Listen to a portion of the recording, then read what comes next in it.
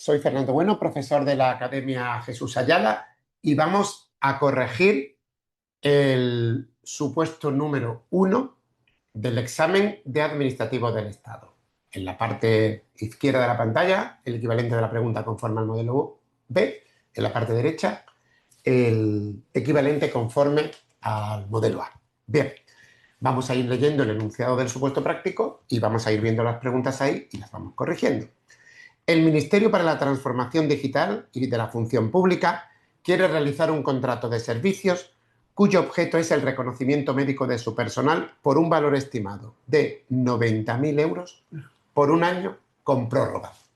La pregunta interpretable nos indica, sabiendo el tipo y el importe del contrato del reconocimiento médico, este elemento entendemos que es fundamental para saber cuál es la intención del examinador, el importe del contrato, cuál sería el procedimiento de licitación, porque en principio el procedimiento restringido cabe especialmente en prestaciones intelectuales de especial complejidad, pero cabe en otro tipo de procedimientos, menos el procedimiento negociado en el que cabe en determinadas situaciones, pero no ligadas específicamente al importe. Sí están más ligados, por supuesto, al importe del contrato los procedimientos abierto ordinario, abierto simplificado y abierto simplificado abreviado. Y esto nos llevaría a entender que la respuesta correcta, en este caso, en función de lo que nos están planteando, sería el procedimiento abierto simplificado. ¿Por qué? Pues porque el contrato de servicios, recordemos en el enunciado, tiene un valor estimado de 90.000 euros y los contratos de suministros y servicios, cuando tengan un valor estimado inferior a 140.000 euros, pueden tramitarse por el procedimiento abierto simplificado. No podrían tramitarse por el procedimiento abierto simplificado abreviado porque el valor estimado no es inferior a 60.000 euros. Bien, seguimos.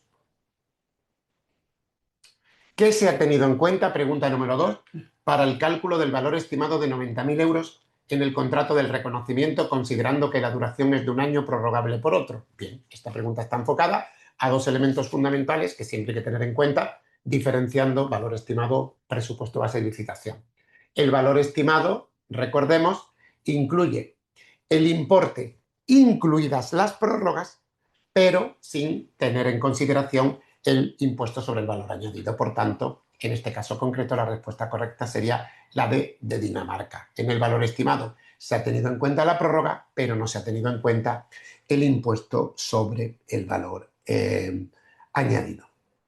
¿A qué capítulo presupuestario de gastos se debe imputar este gasto de contratación del reconocimiento médico? Bueno, pues los gastos de contratación del reconocimiento médico son gastos ligados al personal que presta servicios en el Ministerio para la Transformación Digital y la Función Pública. Son gastos de personal y, consecuentemente, se imputan al capítulo 1 como gastos de personal que son. ¿De acuerdo? Por lo tanto, la pregunta número 3, un segundito, que se me ha olvidado esto. En la pregunta número 3, la respuesta correcta sería la capítulo 1. Seguimos. La empresa Reconocimientos Rápidos SL está interesada en saber quiénes pueden ser adjudicatarios en la licitación del reconocimiento médico. No es correcta la C, porque sabemos que personas naturales o jurídicas no españolas, tanto comunitarias como extracomunitarias, pueden ser adjudicatarias. No es correcta la D, porque la normativa no especifica que no puede ser adjudicatario quien hubiera participado previamente en la elaboración de especificaciones técnicas o documentos preparatorios del contrato. Simplemente lo que dice la norma es que no debe falsear la competencia y en consecuencia solamente nos quedarían dos respuestas posibles correctas, la A y la B, pero estamos ante una sociedad limitada, una entidad con personalidad jurídica. Por lo tanto, la respuesta correcta es la A. Las personas jurídicas solo pueden ser adjudicatarias de contratos cuyas prestaciones estén comprendidas dentro de los fines, objeto o ámbito de actividad que les sean propios. Una pregunta muy habitual, el artículo 29 de la Ley de Contratos, duración máxima de este contrato de servicios. Artículo 29, los contratos de suministros y servicios de prestación sucesiva tendrán una duración máxima de 5 años, incluyendo las posibles prórrogas. Respuesta correcta, B. Avanzamos. ¿Y cuál sería el plazo máximo de adjudicación del contrato de reconocimiento médico si el único criterio fuera el precio? Pues otra pregunta muy habitual. Recordemos que cuando el único criterio es el precio, hay que diferenciar. Cuando tenemos un solo criterio, quería decir, debemos diferenciar si este es el precio o si es otro criterio, como por ejemplo el ciclo de vida. En este caso, al ser un único criterio precio, el plazo máximo de adjudicación, respuesta correcta A, son 15 días desde el siguiente al de la apertura de las proposiciones. Causas imputables a la propia adjudicataria, reconocimientos rápidos SL, hacen que el contrato no se formalice. ¿Qué importe se le exige a la empresa en concepto de penalidad? Bueno, pues hay que tener en cuenta el porcentaje, saber cuál es la referencia a aplicar, saber si se incluye o no el IVA y saber contra qué se va a hacer efectivo. Bueno, pues recordemos que en este caso concreto, cuando no se formaliza el contrato, la penalización es del 3% del presupuesto base de licitación, IVA excluido. Eso sí, en este caso se hace efectivo en primer lugar contra la garantía definitiva, porque ya se supone que previamente ha debido constituirse garantía definitiva. Recordemos que hay situaciones en las que se puede eximir de garantía definitiva. Pero en este caso concreto, la respuesta correcta sería la D y no la B, porque esta penalización del 3% que se hace efectivo, en primer lugar, contra la garantía provisional, recordemos, es si con carácter previo a la adjudicación no ha formalizado la garantía definitiva ni ha aportado, en su caso, la documentación necesaria en el plazo de 10 días hábiles que indica la normativa. Por tanto, la respuesta correcta sería la D. Avanzamos y tenemos la formalización del contrato con la empresa siendo saludable y comienza su ejecución. Se reconoce una obligación económica, se compromete el gasto en 2025, artículo 34 de la Ley 47/2003, se imputan al ejercicio las obligaciones reconocidas antes del final del mes de diciembre, siempre que correspondan a obras, adquisiciones o servicios realizados con cargo a los créditos del presupuesto correspondiente. Por tanto, se imputa al ejercicio 2025. ¿Y cómo? Debemos saber el reconocimiento de la obligación y, en su caso, la propuesta de pago implica la expedición del documento contable OK. Por tanto, la respuesta correcta sería la A. Seguimos y vemos cómo el Ministerio quiere que se ejecute esa prórroga que estaba prevista del contrato en 2026. Debe acordarse puede acordarse la prórroga por el consentimiento tácito en módulo 1. Es necesario que la prórroga sea acordada de manera expresa y es obligatoria siempre que su preaviso se produzca al menos con 2 meses de antelación. La normativa especifica que puede fijarse otro plazo distinto, pero en este caso esta respuesta es plenamente válida porque, según lo indicado en los pliegos, con carácter general, si el preaviso se produce al menos con 2 meses de antelación, la prórroga será obligatoria. Bien, el crédito consignado en el capítulo 1 debido a incrementos de retribuciones del personal es insuficiente y por ello se realiza una transferencia de créditos desde el capítulo 2 al capítulo 1. ¿Quién es el competente conforme a la Ley 47/2003 general presupuestaria? Nos lo han facilitado en el sentido de que no se ha generado confusión entre la Ley 47/2003 y la Ley de Presupuestos. En cualquier caso, en este caso no hay duda, conforme a la Ley 47/2003, es competente para autorizar la transferencia el ministro de Hacienda porque afecta al capítulo 1. Y las transferencias entre créditos o entre programas, créditos del mismo programa o programas del mismo servicio, serán en este caso competencia del titular del departamento ministerial, salvo que incrementen créditos vinculantes o afecten a gastos de personal. En este caso afecta al capítulo 1, por lo tanto sería competente el ministro de Hacienda. Seguimos. Modificación presupuestaria que corresponde realizar al INAH. Vamos a ver el enunciado. El Instituto Nacional de Administración Pública, que es organismo autónomo adscrito al Ministerio para la Transformación Digital, a través de la Secretaría de Estado de Función Pública, quiere realizar un gasto con cargo al subconcepto 22607, pero el crédito es suficiente y se financia desde el Ministerio, con una aportación desde el Ministerio, con un incremento en una aplicación presupuestaria. Al final hay un error, hay un lapsus, pone 227,06, cuando debe ser 226,07. En cualquier caso, lo importante es que estamos ante una situación clara en lo que existen, además aparece bien definido en el enunciado, ingresos superiores a los contemplados en el presupuesto inicial, definición que nos lleva casi directamente al artículo 53 de la Ley General Presupuestaria, para ver que estamos a su vez en este artículo dentro del apartado A. Ingresos no previstos o superiores a los contemplados en el presupuesto inicial, como consecuencia de la aportación realizada, en este caso, del Estado al organismo autónomo. En consecuencia, sería una generación de crédito. Pregunta 11, respuesta C. ¿Y quién es competente para aprobar esta generación de crédito? Pues recordemos que en el ámbito de los organismos autónomos, salvo la enajenación de inmovilizado, apartado C del artículo 53, que corresponde al ministro de Hacienda, pues en este caso el resto de competencias corresponden al organismo, al presidente del organismo autónomo. Y recordemos que esta generación, que es la generación reflejada en el apartado A, en el ámbito del Estado corresponde al ministro para la transformación digital. Y sabemos que las competencias que corresponden en el ámbito del organismo autónomo al presidente del organismo autónomo pueden ser abocadas por el titular del departamento ministerial. En consecuencia, la respuesta correcta sería la C, el presidente del organismo autónomo pudiendo ser abocada la competencia. Avanzamos.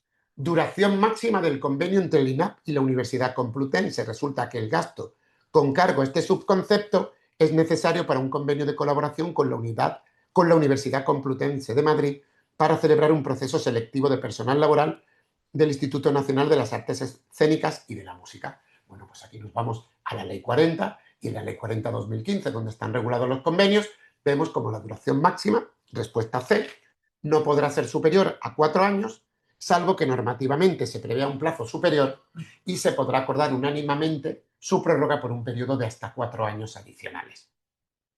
Avanzamos con una pregunta también relacionada con el ámbito de los convenios, también recogida en la Ley 40/2015. Posteriormente al proceso selectivo de personal laboral, el INAP quiere extinguir el convenio. ¿Y cuál de las siguientes respuestas no se contempla en la normativa como causa de extinción de los convenios? Pues una que tiene una lógica bastante clara, el acuerdo unilateral por parte de la AGE. Parece razonable pensar cómo así es que se requiere el acuerdo unánime de ambas partes, obviamente para la extinción del convenio. Seguimos. Una pregunta habitual de las que aparecen en el cuarto convenio colectivo del personal laboral en relación con la titulación exigida. Bien, pues nos vamos al cuarto convenio y vemos cómo para el grupo profesional E2 se requiere la titulación de bachiller o técnico equivalente. Respuesta A. Muy bien, vamos avanzando con el supuesto. Vamos ahora a la parte de gestión de personal. Para participar en el concurso, bueno, vamos a leer lo que dice el enunciado. Carmen Pérez es funcionaria del INAP que ocupa un puesto obtenido por concurso y quiere participar en otro concurso del Ministerio de Transformación Digital para ocupar una plaza en el gabinete de la Secretaría de Estado de Función Pública. El INAP es un organismo autónomo adscrito a la Secretaría de Estado de Función Pública. Por lo tanto, en este concurso Carmen no va a cambiar de Secretaría de Estado. Al no cambiar de Secretaría de Estado, no existe esa limitación de 2 años que con carácter general regula el Real Decreto 364/95. En consecuencia, la respuesta correcta es la C, sin ninguna limitación por razón de la Secretaría de Estado, donde presta el servicio. Bien, la composición de la comisión de valoración, pregunta compleja esta, que valore los méritos alegados por los solicitantes del concurso.